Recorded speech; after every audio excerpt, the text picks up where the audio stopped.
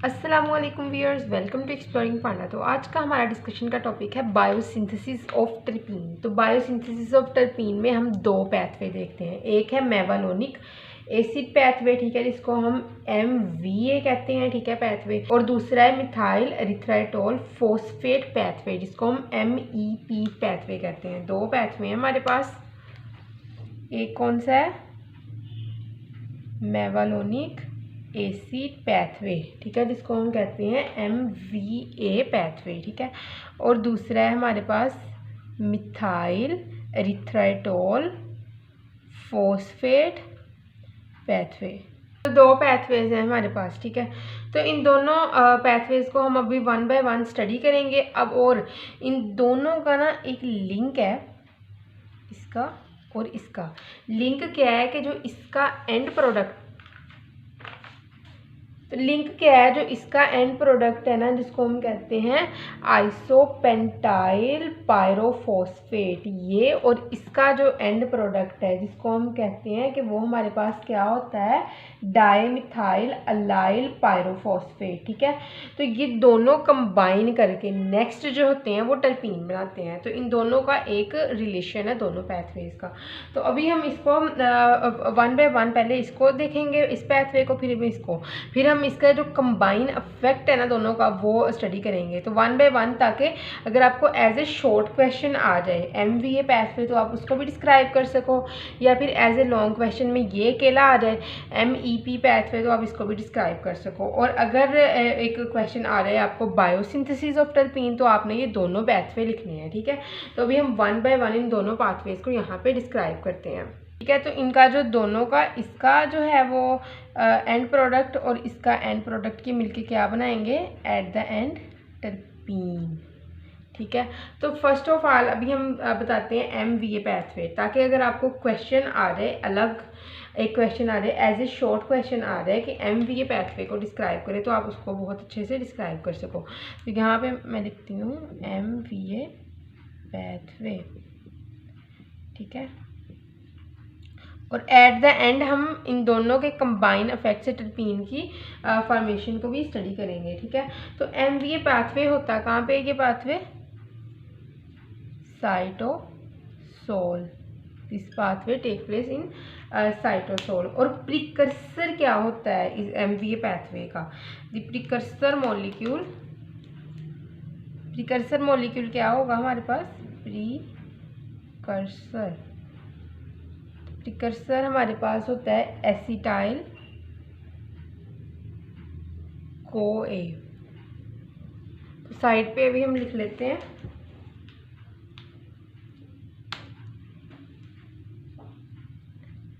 Acetyl CoA, first step, ठीक है। उसके बाद क्या होगा, एसिटाइल CoA, कहाँ से ये एसिटाइल CoA है, this acetyl CoA come here from the try carboxylic acid cycle, जिसको आप क्रब्स साइकिल भी कहते हैं।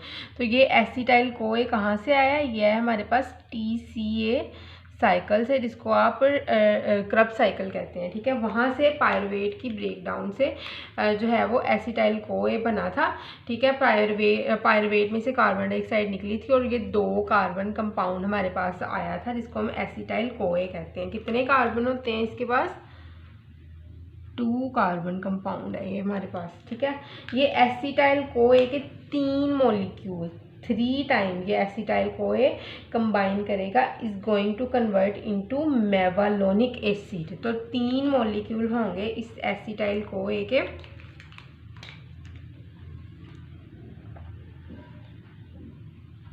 मतलब कि एसिटाइल CoA 3 दफ़ा है यहाँ पे, और ये 3 मॉलिक्यूल कंबाइन करें, और ये 3 मॉलिक्यूल कंबाइन करेंगे और कन्वर्ट हो जाएंगे किसके अंदर, मेवालोनिक एसिड के अंदर, मेवालोनिक एसिड के अंदर कन्वर्ट हो जाएंगे, ठीक है। फिर उसके बाद क्या होगा, मतलब इस एसिटाइल CoA से क्या बन गया, 3 दफ़ा ये कंबाइन किया और क्या बना, मेवालोनिक एसिड, ठीक है। साथ साथ इसको नोट डाउन करते रहे ताकि आपको बाद में भी याद रहे, ठीक है।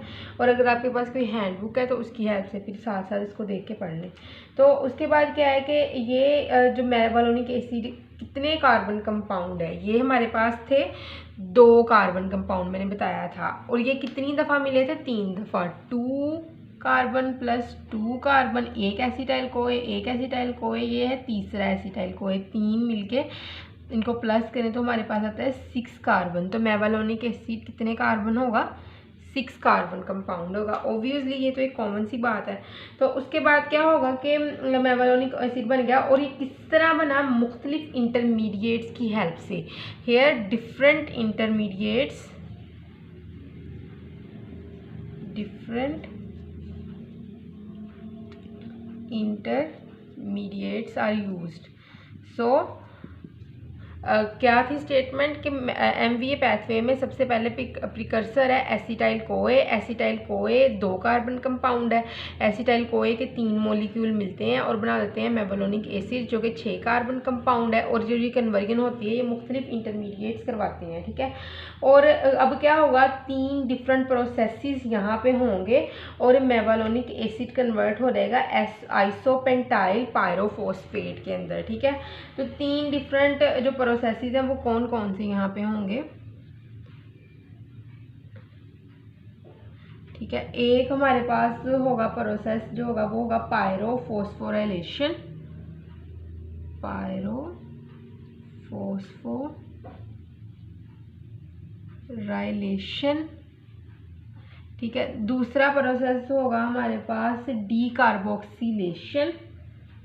डीकार्बोक्सिलेशन का मतलब हमें पता है क्या होगा, यहाँ से कार्बन एक रिमूव होगा। किस फॉर्म में रिमूव होगा, ऑब्वियसली वो जो कार्बन रिमूव होगा वो होगा कार्बन डाइऑक्साइड की फॉर्म में। That is why here decarboxylation take place. Pyrophosphorylation मतलब कि यहाँ पे पायरोफॉस्फेट की एडिशन होगी, ठीक है, ठीक है। तो उसके बाद क्या है, एट द एंड एक है डीहाइड्रेशन। डीहाइड्रेशन का मतलब हमें पता है क्या होगा, यहाँ से वाटर भी जो होगा वो एक्सक्लूड होगा, वाटर भी क्या होगा वो यहाँ से रिमूव होगा। That is why here dehydration term is use, ठीक है। पायरोफॉस्फोरिलेशन, यहाँ पे पायरोफॉस्फेट जो होगा वो उसकी एडिशन होगी, ठीक है। तो एट द एंड हमारे पास कौन सी चीज़ बनेगी, यहाँ पे हमारे पास बनेगा आइसोपेंटाइल पायरोफॉस्फेट। आइसोपेंटाइल पायरोफॉस्फेट, ठीक है। आइसोपेंटाइल पायरोफॉस्फेट यहाँ पे हमारे पास बन चुका है जिसको हम कहते हैं IPP। तो अब यहाँ तक ही था MVA पैथवे। अब ये आइसोपेंटाइल पायरोफॉस्फेट जो मैंने यहाँ पे बात की थी ना कि इसका जो है वो एंड प्रोडक्ट टर्पीन में यूज़ होगा, यही आइसोपेंटाइल पायरोफॉस्फेट यहाँ पे यूज़ होगा, ठीक है ना। और इसकी तरफ से इसका एंड प्रोडक्ट यहाँ पे आएगा और ये मिलके टर्पीन बनाएंगे, ठीक है। वो भी हम देखेंगे किस प्रोसेस से ये टर्पीन बनाते हैं। तो नेक्स्ट अभी अगर आपको एज ए शॉर्ट क्वेश्चन आता है तो आपको MVA पैथवे आ रहा है तो आपने यहाँ तक इसको डिस्क्राइब करना है, ठीक है ना, इट्स इनफ। उसके बाद जो है MEP पैथवे की हम बात करते हैं और फिर उसके एट द एंड हम इनके कंबाइन इफेक्ट की बात करते हैं, ठीक है। तो अभी हम बात करते हैं MEP पैथवे की, ठीक है। MVA के बारे में मैंने आपको डिटेल से बता दिया है, ठीक है। अब MEP पैथवे, और जब भी बायोसिंथेसिस आनी है MEP MVA पैथवे भी लिखना है और उसके बाद इन पैथवे के जो है वो एंड प्रोडक्ट मिलके किस तरह नेक्स्ट टर्पीन बनाते हैं वो भी सारा लिखना है। मतलब कि जो मैंने सारी वीडियो बताई है आपने ये सारा डिस्क्राइब करना है इसके अंदर, ठीक है। तो MEP पैथवे के अंदर क्या होता है कि जो प्रिकर्सर होता है ना for MEP pathway are glyceraldehyde three phosphate and pyruvate. रैल्डिहाइड 3-फॉस्फेट एंड पायरुवेट, ये जो दो चीज़ें हैं ना, ये दोनों क्या हैं, these are the precursor of this MEP pathway, ठीक है। और ये प्रिकर्सर हमें पता है क्या करेंगे, ये दोनों कंबाइन करेंगे, ठीक है। और कंबाइन करके ये क्या बनाएंगे, इनकी कम्बिनेशन से कौन सी चीज़ बनेगी, MEP बनेगा, ठीक है। MEP क्या है हमारे पास, मिथाइल एरिथ्राइटोल फोस्फेट पाथवे, ठीक है। एरिथ्राइटोल फोस्फेट पाथवे है MEP। तो ये दोनों कंबाइन करेंगे, ठीक है, और कन्वर्ट हो जाएंगे किसके अंदर, MEP के अंदर, जिसको हम कहते हैं कि वो क्या है, मिथाइल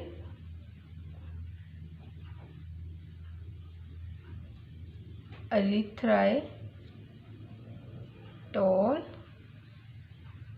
फॉस्फेट, ठीक है, MEP। अब ये MEP जो है इसने क्या करना है, ये कन्वर्जन जो अब ये ग्लिसरॉल्डिहाइड 3 फॉस्फेट और पायरुवेट की कन्वर्जन इसके अंदर हुई थी, किस तरह हुई थी, दरमियान में एंजाइम्स कौन से यूज हुए थे, ये भी तो पता होना चाहिए ना। तो यहाँ पे एक था डॉक्स-पी सिंथेज और दूसरा था DOXP reductase, DOXP synthase and DOXP reductase.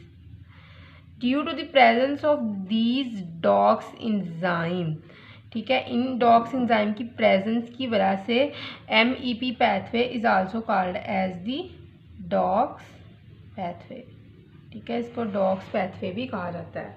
फिर अब एरिथ्राइटोल फॉस्फेट तो हमारे पास आ गया। अब क्या होगा, ये जो एरिथ्राइटोल मिथाइल एरिथ्राइटोल फॉस्फेट को कन्वर्ट किया जाएगा डाईमिथाइल अलाइल पायरोफॉस्फेट के अंदर, जिसको हम कहते हैं DMAPP।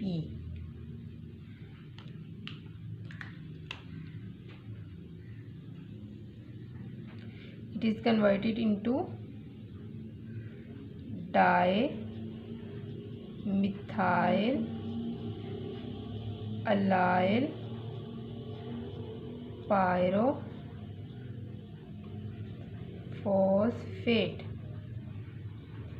which is also called as the DMAPP, ठीक है, इसको DMAPP भी कहा जाता है। अब ये DMAPP ने क्या करना है, इसने और इसने IPP ने, इन दोनों ने क्या कर देना है, कंबाइंड,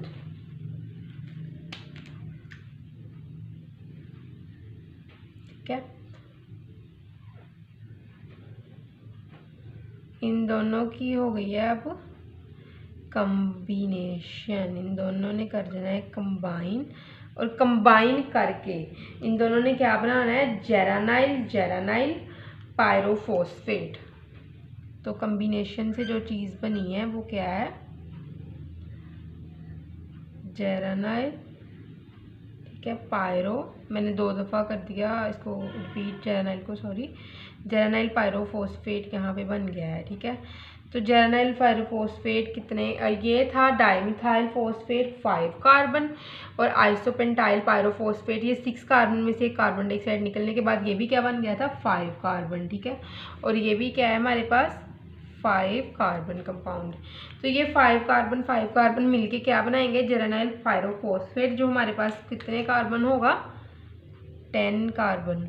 अब ये 10 कार्बन जेरानाइल पायरोफॉस्फेट क्या करेगा, ये फार्नीसील पायरोफॉस्फेट के अंदर कन्वर्ट हो जाएगा by the addition of 1 more IPP isopentenyl pyrophosphate की एडिशन यहाँ पे करवा के, ठीक है, 1 IPP यहाँ पे ऐड होके ये बन जाएगा, कन्वर्ट हो जाएगा जेरानाइल पायरोफॉस्फेट फार्नीसील पायरोफॉस्फेट के अंदर, फार्नीसाइल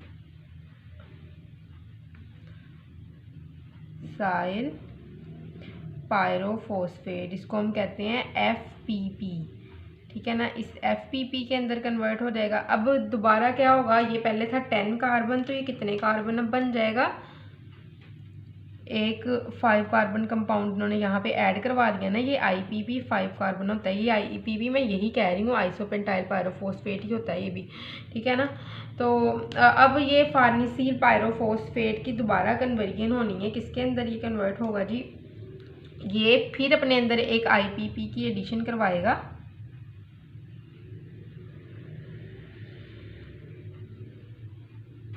ठीक है। IPP की एडिशन करवा के ये किसके अंदर कन्वर्ट हो जाएगा, जेरानाइल पायरोफॉस्फेट के अंदर,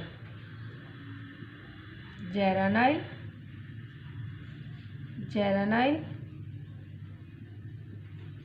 पायरोफॉस्फेट,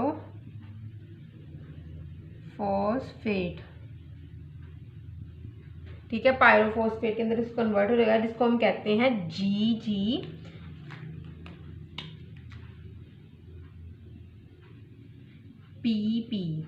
ठीक है।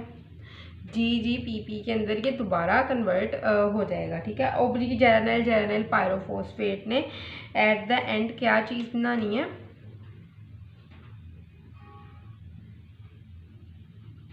इसने एट द एंड हमारे पास बनानी है पॉलीटरपीन,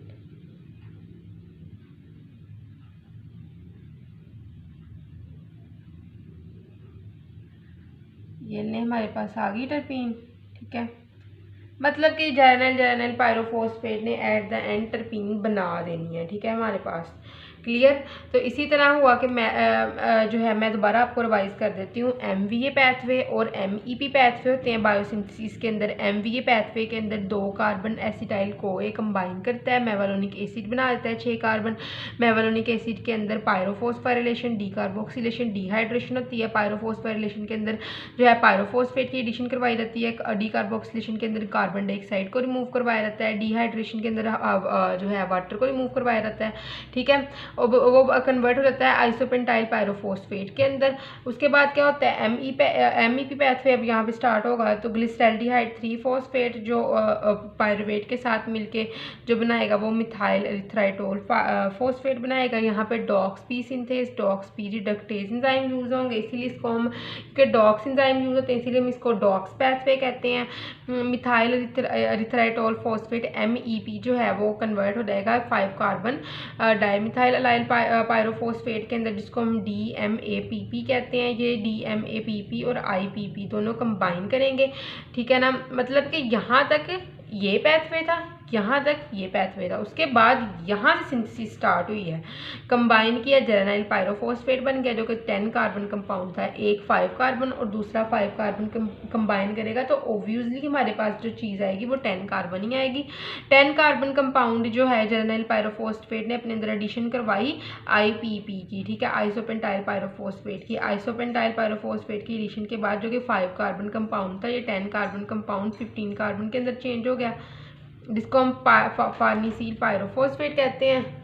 अब ये फार्नीसील जो है इनकी कम्बिनेशन से जेरानाइल पायरोफॉस्फेट 10 कार्बन कंपाउंड था, ये 5 कार्बन कंपाउंड IPP के साथ कंबाइन किया और इसने 15 कार्बन कंपाउंड फार्नीसील पायरोफॉस्फेट के अंदर ये कन्वर्ट हो गया। अब फार्नीसील पायरोफॉस्फेट 15 कार्बन कंपाउंड था, इसने अपने अंदर एक और 5 कार्बन कंपाउंड IPP को जो है वो ऐड करवाया और कन्वर्ट हो गया जेरानाइल पायरोफॉस्फेट के अंदर, जिसको हम GGPP भी कहते हैं, ठीक है। और उसके बाद क्या होगा, इसको हम GPP कहते हैं। तो उसके बाद क्या हुआ कि ये जेरानाइल पायरोफॉस्फेट बाद में बना देता है पॉलीटरपीन, ठीक है, मतलब कि टर्पीन ही आगे बना देता है जाके।